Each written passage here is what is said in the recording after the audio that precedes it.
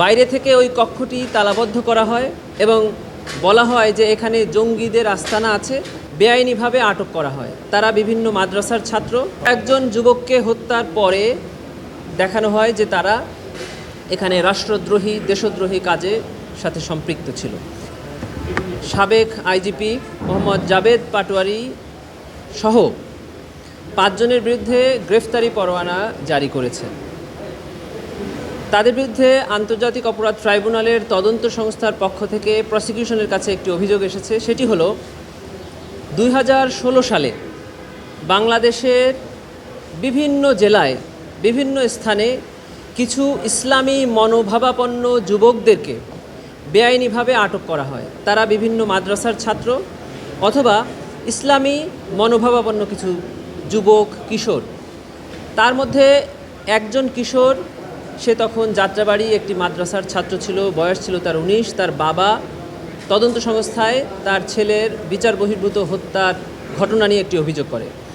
ওই ঘটনা তদন্ত সংস্থা পেয়েছে যে 2016 সালে এরকম সারা বাংলাদেশ থেকে এরকম ইসলামী মনোভাবাপন্ন 6 জন যুবককে গ্রেফতার করে গাজীপুরের জয়দেবপুর এলাকার একটি ভাড়া বাসার দোতলার একটি কক্ষে তাদেরকে রাখা হয়। বাইরে থেকে ওই কক্ষটি তালাবদ্ধ করা হয় এবং বলা হয় যে এখানে জঙ্গিদের আস্তানা আছে। সিটিটিসি এবং সোয়াতের 2টি টিম এই বাসায় একটি অপারেশন করে মর্মে দেখায় এবং সরাসরি এই আটকরত 7 জন গুলি করে বিচার বহির্ভূতভাবে হত্যা করে। একজন যুবককে হত্যার পরে দেখানো হয় যে তারা এখানে রাষ্ট্রদ্রোহী দেশদ্রোহী কাজে সাথে সম্পৃক্ত ছিল। এই ঘটনায় এটিকে ইনফোর্সড ডিসঅ্যাপিয়ারেন্স অর্থাৎ গুম এবং বিচার বহির্ভূত হত্যার অপরাধ, যেটি মানবতা বিরোধী অপরাধেরই একটি অংশ হিসাবে তদন্ত সংস্থা প্রাথমিকভাবে প্রমাণের সত্যতা পেয়েছে।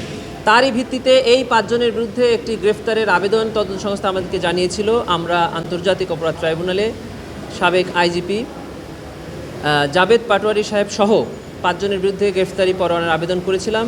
মাননীয় ট্রাইব্যুনাল তাদের বিরুদ্ধে গ্রেফতারি পরোয়ানা জারি করেছে। তদন্ত সংস্থা আমাদের কাছে এই আবেদন করেছিল। বলা হয়েছে যে ইমিডিয়েটলি যখনই তাদেরকে যেখানেই পাওয়া হবে তাদের গ্রেফতার করে 24 ঘন্টার মধ্যে ট্রাইব্যুনালে হাজির করার জন্য বলা হয়েছে।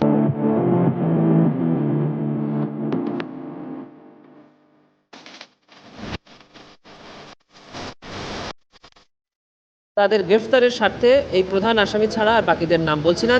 তাদের পরিচয় হলো যে সকল জায়গা থেকে এই যুবকদেরকে বেআইনিভাবে আটক করা হয়েছিল সেখানে এবং যেখানে অপারেশনটা চালানো হয়েছে সেখানের পুলিশ কর্মকর্তাবৃন্দকে এখানে আসামি করা হয়েছে। শুধু বগুড়া না, মানে এই যে 7 জন যুবককে গ্রেফতার করে এখানে আটক রেখে হত্যা করা হলো, তারা দেশের বিভিন্ন জায়গায় থেকে আটক করা হয়েছিল। হতে পারে তাদেরই একজন এরকম একটি স্থানে গ্রেফতার হয়েছিল, যার কারণে সেখানের কনসার্ন পুলিশ কর্মকর্তাকেও এই মামলায় আসামি করা হয়েছে। জুলাই গণঅভ্যুত্থান চলাকালে চাংখারপুল এলাকায় যে মানবতা বিরোধী অপরাধ সংঘটিত হয়েছিল সেই মামলার বিচার ট্রাইব্যুনালে চলছে।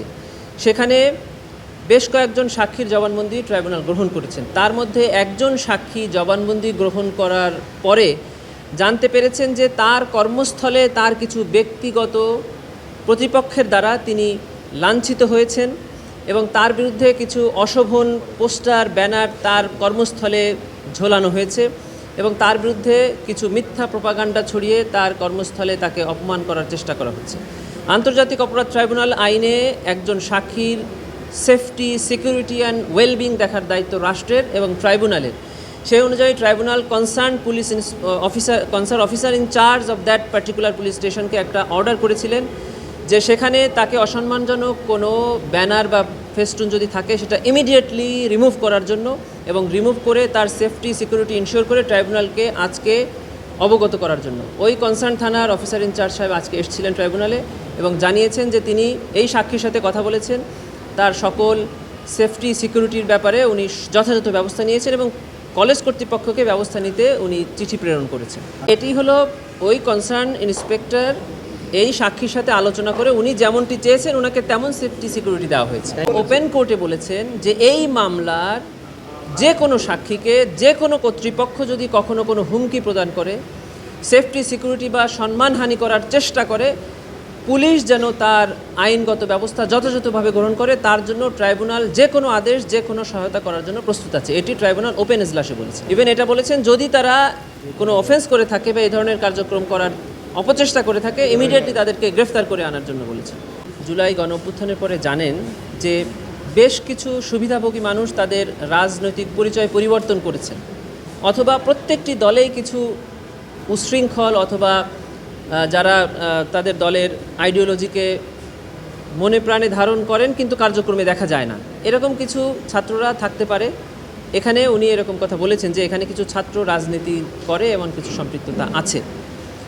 কোর্ট বলেছেন সে যে দলেরই হোক যে পক্ষেরই হোক আইন তার গতিতে চলবে, এবং ইন্সপেক্টর সাহেবকে বলেছেন যে উনি যেন ওনার প্রফেশনালিজম দেখানোর ক্ষেত্রে কোনো রকম কার্পণ্য না করে ট্রাইব্যুনাল সকল রকম সহায়তা ওনাকে দিবেন এই ক্ষেত্রে। আন্তর্জাতিক অপরাধ ট্রাইব্যুনাল 1-এ সাবেক প্রধানমন্ত্রী শেখ হাসিনা, সাবেক স্বরাষ্ট্রমন্ত্রী এবং